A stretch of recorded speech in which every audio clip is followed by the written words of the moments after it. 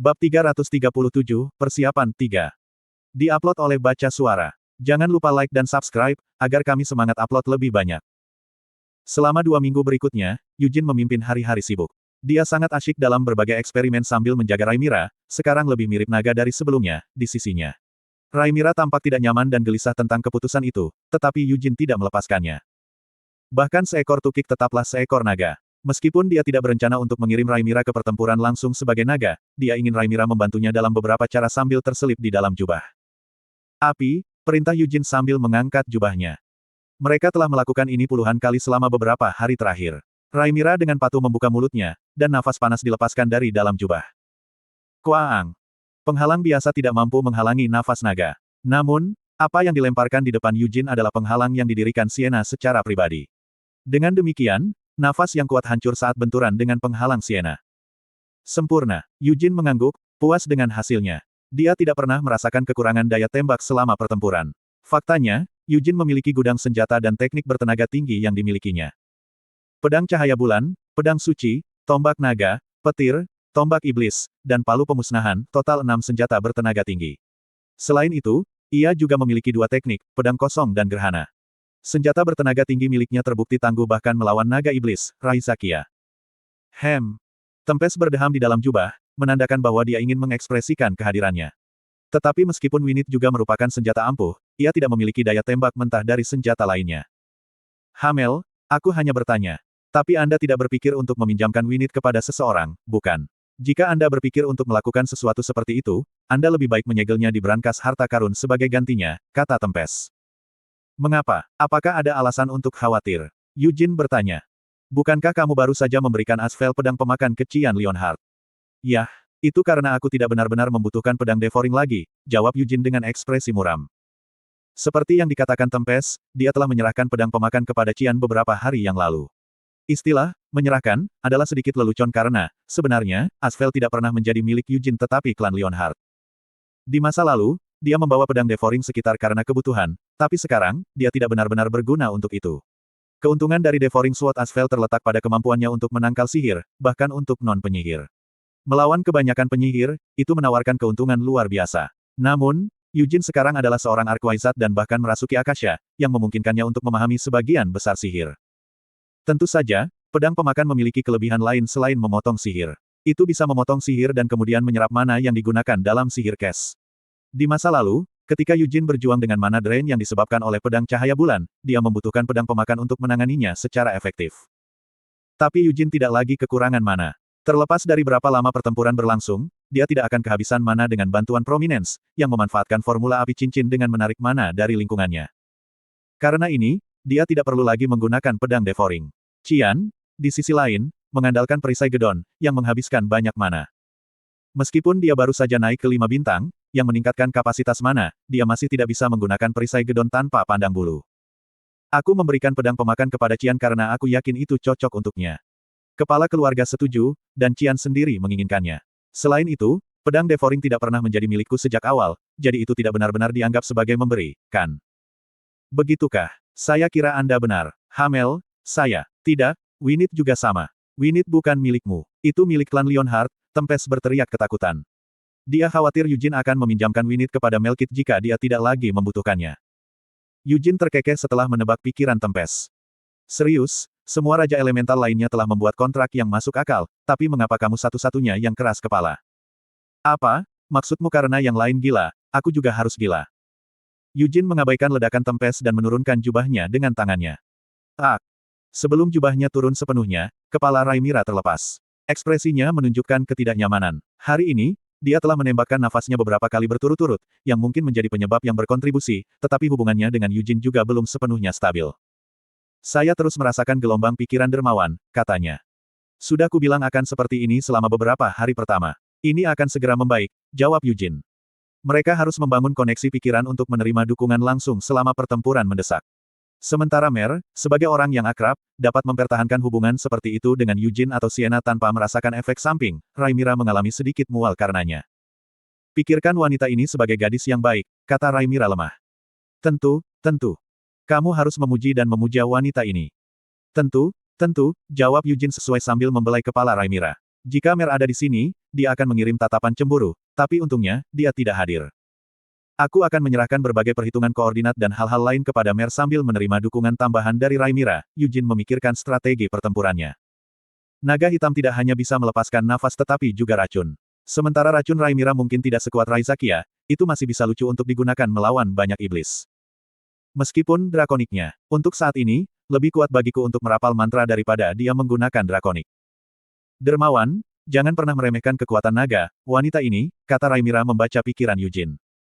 Benar, aku bahkan bisa menggunakan ekornya sebagai perisai pada saat-saat kritis. Berhenti, jangan katakan hal-hal menakutkan seperti itu. Rhaenyra melompat keluar dari jubahnya, menangis dan kesal. Itu, Raizakia, baik-baik saja mengubah lengan dan kakinya menjadi ekornya dan memblokir serangan. Tidak bisakah kamu melakukan hal seperti itu? Tanya Yujin. Sisik wanita ini tidak sekokoh naga hitam. Dan aku juga tidak bisa melakukan polimorf secepat naga hitam. Wajah Rhaenyra menjadi pucat, dan dia terhuyung mundur. Yujin merasa sedikit kecewa dan melambaikan tangannya untuk meyakinkannya. Tidak ada lagi yang bisa disesuaikan, jadi pergilah dan bersenang-senanglah, kata Yujin. Kau yakin aku bisa pergi? Tanya Rhaenyra. Iya. Warnanya kembali ke wajahnya yang pucat. Rhaenyra menyeringai dan menunjuk ke arah mansion. Lady Ancila bilang dia akan membantu memilih pakaian untuk wanita ini. Tentu. Wanita ini telah memperhatikan dengan inderanya yang tajam. Lady Ancila sepertinya sangat menyukaiku. Lady Ancila menyukai anak-anak muda, Yujin setuju. Seperti yang dipikirkan Yujin, Ancila menyukai Rhaenyra. Sama seperti ketika Mer pertama kali tiba di rumah Leonhard, Ancila akan memberi Rhaenyra hadiah dan membeli pakaiannya setiap kali ada kesempatan. Dia sepertinya rukun dengan Sienna juga. Yujin merasa agak terkejut bahwa Ancila dan Sienna bergaul dengan baik. Dia mengira mereka berdua akan menjaga jarak. Dan, apakah itu hanya imajinasinya? Akhir-akhir ini, setiap kali dia berpapasan dengan Ancila di mansion, dia merasakan tatapan aneh darinya. Apakah semuanya sudah beres sekarang? Setelah Rhaenyra pergi ke mansion, Christina, yang berada di dekatnya, mendekat dengan wajah tersenyum. Iya. Proses memperkuat Frost dengan Dragon Heart yang mereka terima dari Ariartel telah selesai beberapa hari yang lalu. Mayat Raizakia telah sepenuhnya dimurnikan pada kemarin. Yujin telah selesai membuat penyesuaian pada hubungan antara dirinya dan Rhaenyra. Tidak ada yang tersisa untuk dilakukan di mansion. Kita bisa berangkat besok, kata Yujin. Yujin memeriksa kartu identitasnya. Itu tidak dipalsukan, juga bukan yang kosong yang dikendalikan oleh Kepausan Yuras. Itu adalah kartu identitas asli yang dikeluarkan secara resmi di Kiel. Yujin telah memintanya langsung dari Stroud II. Gelombang. Silahkan, jangan terburu-buru ke istana seperti ini. Bahkan jika Anda adalah pahlawan terhormat di masa lalu, ada prosedur yang diperlukan untuk bertemu Kaisar, Anda tahu. Dan, kartu identitas. Tentunya, itu bukan untuk terlibat dalam kesalahan, bukan. Aku Hamel, dan dia adalah Sienna. Mengapa kita melakukan sesuatu yang buruk? Lalu mengapa kamu membutuhkan kartu identitas? Anda tidak perlu khawatir tentang itu. Terbitkan saja. Gelombang. Tidak seperti 300 tahun yang lalu, di era saat ini, kebanyakan orang memiliki kartu identitas, dan mereka telah menyebar luas. Tanpa kartu identitas, seseorang tidak dapat menggunakan gerbang Lungsin, dan jika mereka gagal menunjukkan kartu identitas mereka selama inspeksi, mereka akan segera ditangkap. Masuk akal. Dengan pemasangan gerbang Lungsin, perjalanan jarak jauh menjadi sangat nyaman, terutama perjalanan antar kerajaan. Ini akan menciptakan dunia yang kacau jika ada yang tidak bisa membedakan antara warga negara dan orang asing karena kurangnya kartu identitas. Di dunia seperti itu, ketenaran memiliki terlalu banyak kerugian. Slot iklan, kamu bisa pasang iklanmu di sini. Yujin, Sienna, dan Christina terkenal, tetapi ketenaran mereka menjadi terlalu berlebihan. Begitu ketiganya meninggalkan Kiel dan memasuki Simuin, berita itu akan segera menyebar ke keluarga kerajaan. Apa yang akan terjadi selanjutnya? Mereka akan berada di bawah pengawasan konstan atau menghadapi gangguan. Dan kemungkinan besar, bahkan Iris akan mengetahui keberadaan mereka. Terlepas dari seberapa sombongnya Iris, dia akan mencoba bersembunyi jika Sienna memasuki Simuin. Bukan itu yang diharapkan Yujin.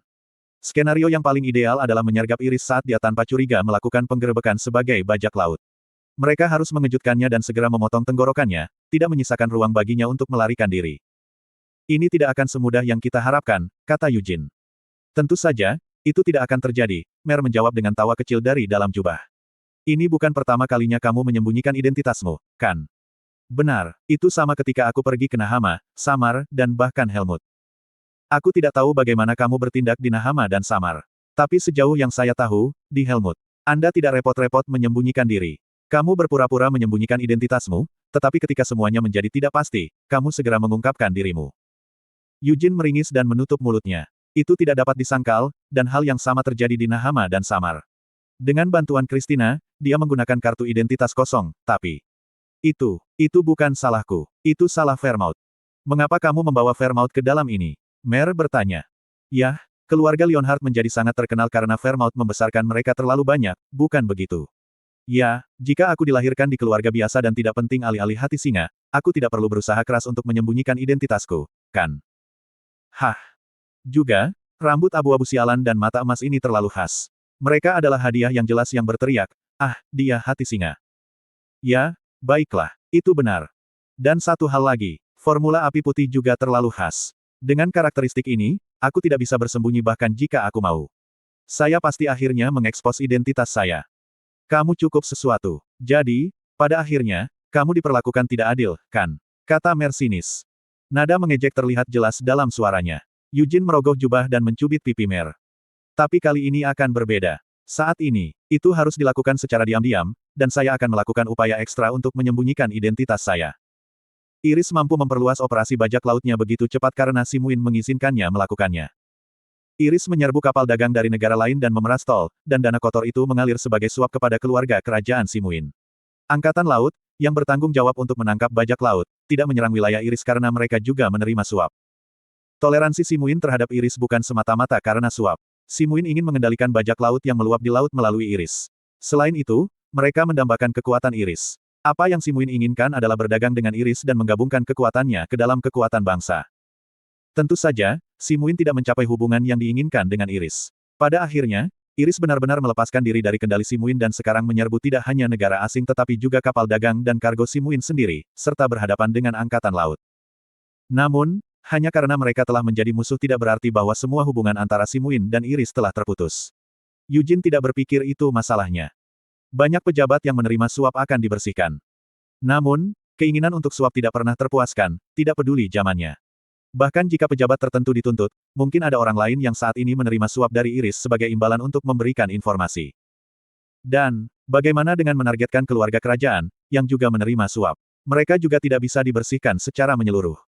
Jika Iris entah bagaimana tahu dan bersembunyi, itu akan sangat merepotkan. Lautnya luas, loh. Jadi, kali ini, saya akan melakukan yang terbaik untuk menyembunyikan identitas saya sampai saat yang paling kritis, jelas Eugene. Memang, kamu berencana melakukannya kali ini.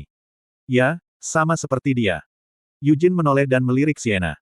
Penyihir luar biasa itu berada di depan cermin, mencoba mengubah penampilannya dengan mewarnai rambut ungunya menjadi hitam dan mengubah gaya rambutnya. Kalian berdua juga harus berubah. Sienna menoleh dan tiba-tiba berbicara. Saya melakukan penelitian, dan tampaknya Simuin adalah negara dengan banyak keragaman ras. Itu pasti benar. Ini adalah tempat di mana berbagai ksatria, tentara bayaran, dan pedagang berkumpul, jawab Christina. Tepat. Jadi, kami memiliki beberapa opsi. Bagaimana, Christina, karena kulitmu putih, mengapa tidak mengubahnya sepenuhnya menjadi hitam? Sienna menyarankan. Apa? Jika Anda mengubah kulit Anda menjadi hitam, tidak ada yang akan berpikir Anda Saint Christina Rogeris, kan? Kata Sienna.